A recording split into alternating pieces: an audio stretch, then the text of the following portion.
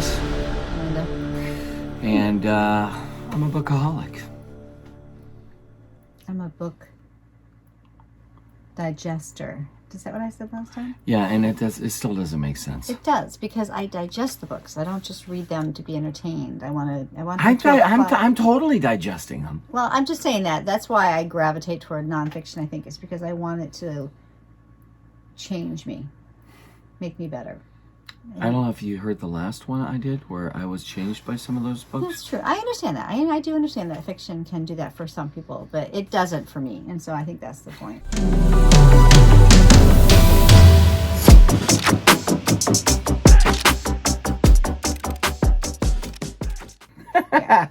All right, so the last time we did this, I don't know what we're calling this. Yeah, I don't know. You know, like here's what I'm reading, here's what you're reading. Yeah. So ultimately, we talked about books that we've already read that we loved. They were top tier books. So now we're going to talk about some books that we are reading or that we're going to be reading, right? Yes. I'll start first because that way you can end with that one.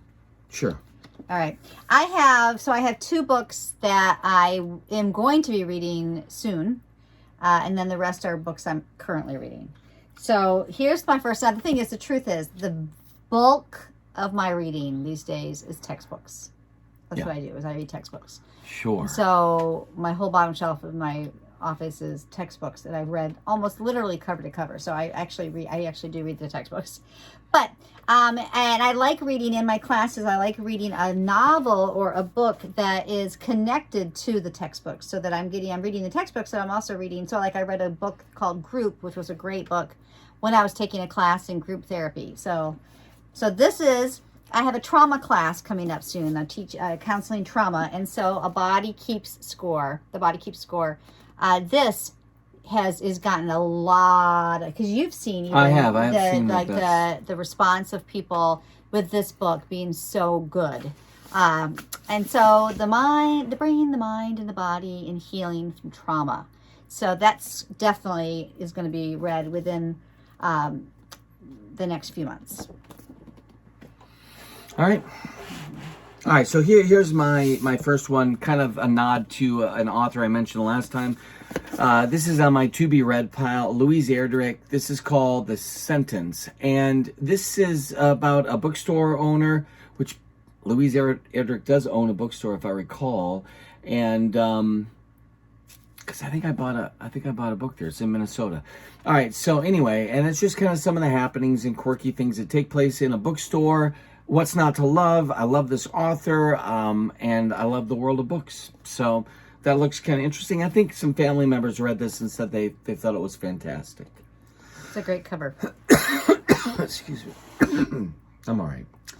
Okay, so still in the line of mental health psychology for me, but like The Brain on Fire from the last one, I like stories about this. And so I couldn't find my other book, The Hidden Valley or something. Oh yeah.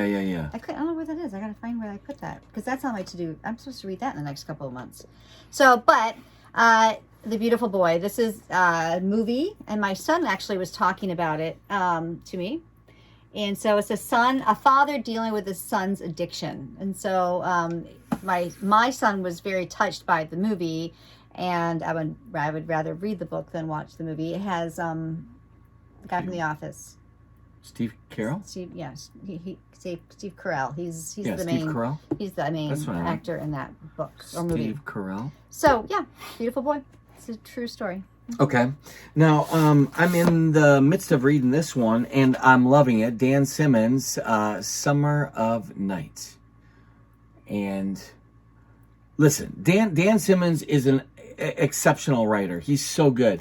This really has the feel of like remember the first part of It, just with the small children and the small town. Think of Robert McCammon, even Boy's Life and all that good stuff. But Dan Simmons kind of you're in this scenario where these small little kids in a small town. You got the bullies, and you've got some of the mystery. You got some of the the dysfunctional family dynamics, and these kids are are basically encountering some things that are a little bit odd, so there's an elements of horror in this, and there's also kind of that coming of age. It is so good. And again, part of this is, I think I must have had such a decent childhood, honestly, that I love going back and being a part of books that make you kind of feel a sense of nostalgia. The baseball games that the kids are out there playing and riding your bikes all over the place. And, so much of this was just tangible. And Simmons' writing is phenomenal. A lot of people know him because of Hyperion and Ilium, some of these, science fiction, almost kind of takes on the Odyssey and the Iliad. But boy, oh boy, this is some good stuff. You are nostalgic. I am. For sure. Yeah. You're the looker backer. I'm the looker forwarder. Yeah, I'm cool with that. I don't think that those are real words, but they certainly are not real words. Okay, so now I have 4 books of my current readings, and it shows my eclectic taste of what I'm in the mood for. Okay. So I have the essential writings of Dr. Edward Bach. I would put money on nobody watching this has ever heard of this book. But I have finished up my certification as an herbalist, and Dr. Edward Bach is very regarded in that world. And he, way back when, find the essence that's in flowers and the benefit. And it's a slow read, but it's interesting. That's it, I guess. Okay. Here we go.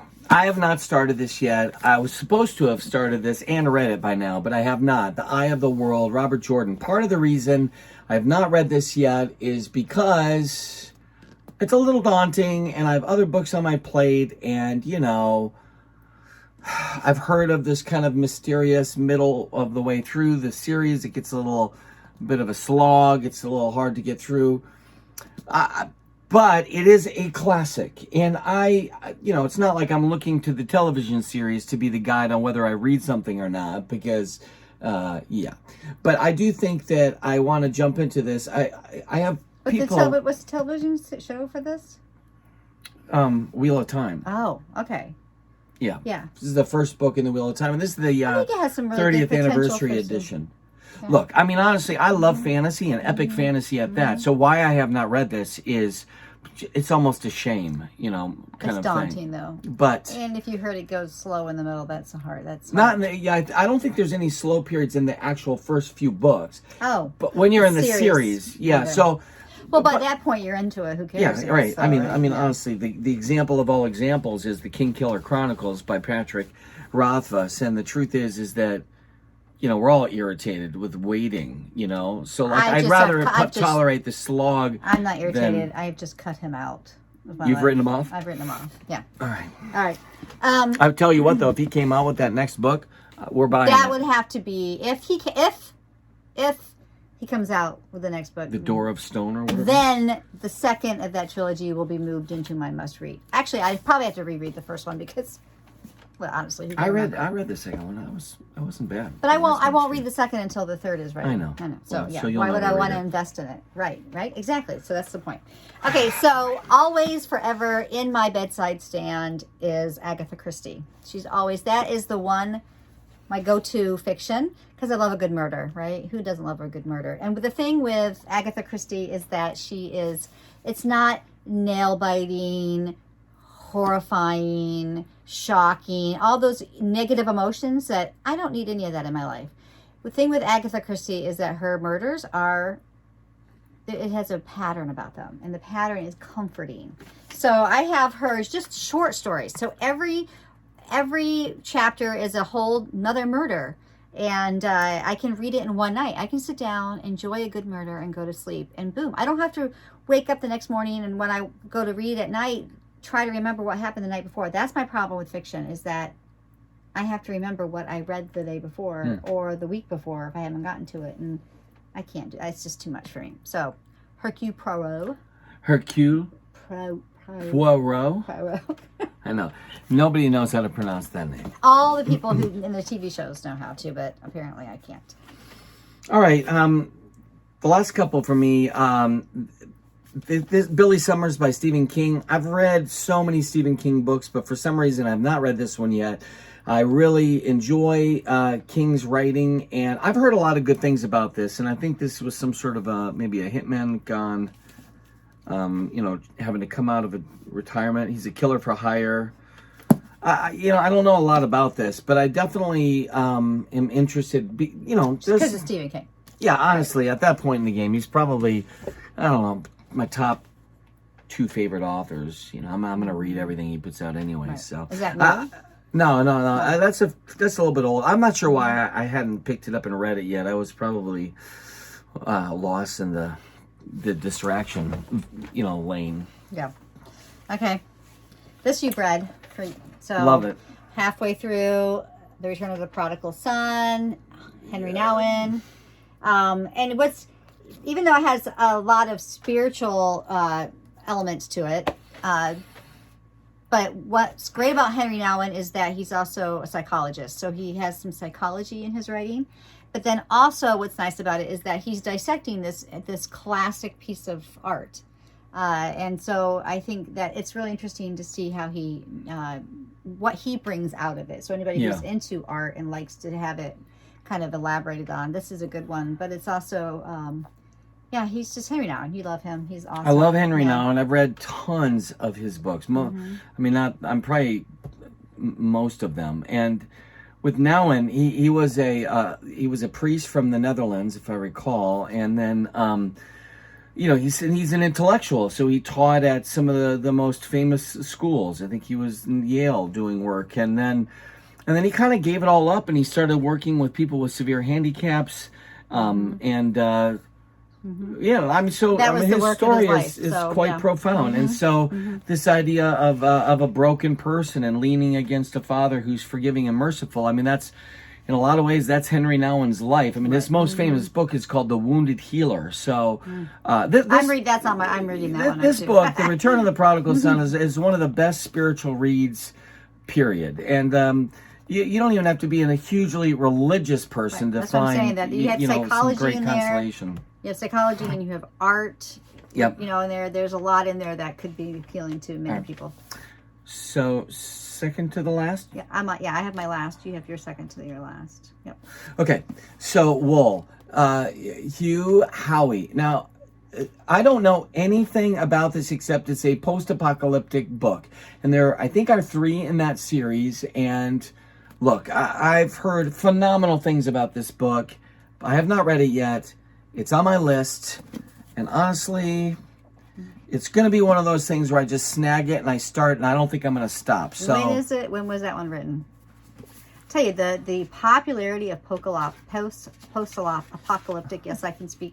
Snuffleupagus? Yes, it's really amazing at how. Oh, I know. 2012, so 13 or 11 years ago, this comes out, and what would you do if the world outside was deadly and the air you breathe could kill? I would die. That's what I decided. My kids know that. Have I been leaning out of frame the entire time? Is that? I don't know. I think this keeps turning. So here we go, baby. All right. Literally, we got one book left. Okay. So, hi guys. All right. So last but not least, this is definitely where I'm at most nights. And this is the book I look forward. I want a good book that I look forward to reading when I get in bed.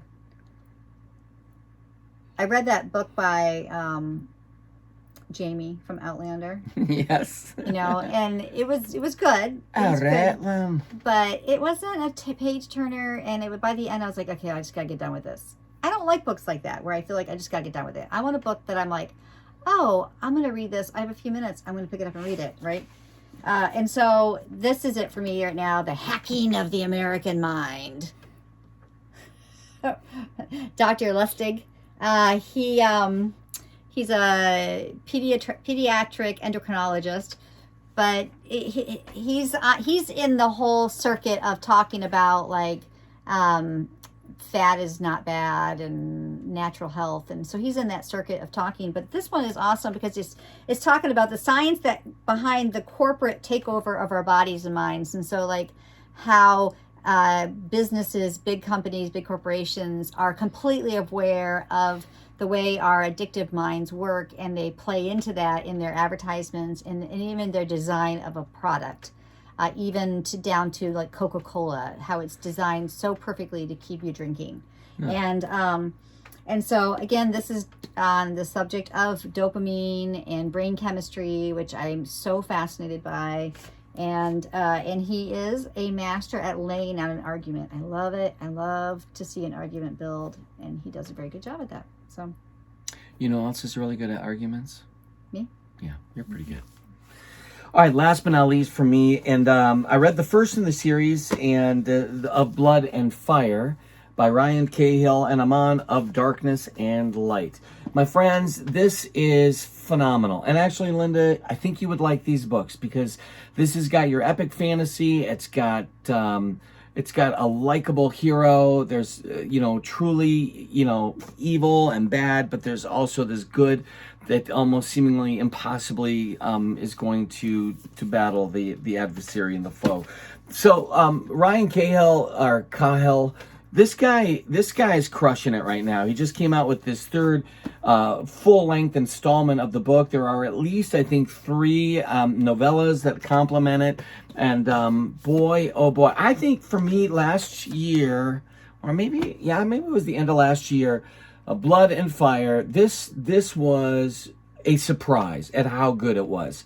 So I'm super pumped about jumping into this, and this will be actually really soon for me because I'm wrapping up a couple books right now. So anyway, well, that was pretty awesome. You happy with that? So we got really different tastes when it comes to books, but now and then that world overlaps, and we definitely overlap. We have a lot of conversations. We read a lot of the same books. A lot of the same books, but usually she prefers nonfiction. I prefer fiction, and then together we lick the platter clean, right? Yeah. Jack Sprat could eat no fat, and his wife could eat no lean. See, I definitely could eat no lean. I want fat. Yeah. And Dr. Lustig could explain to you why that's important. Well, guess what? I'm already crushing being fat without Dr. Lustig. Anyway, I love this stuff, and I hope you do too.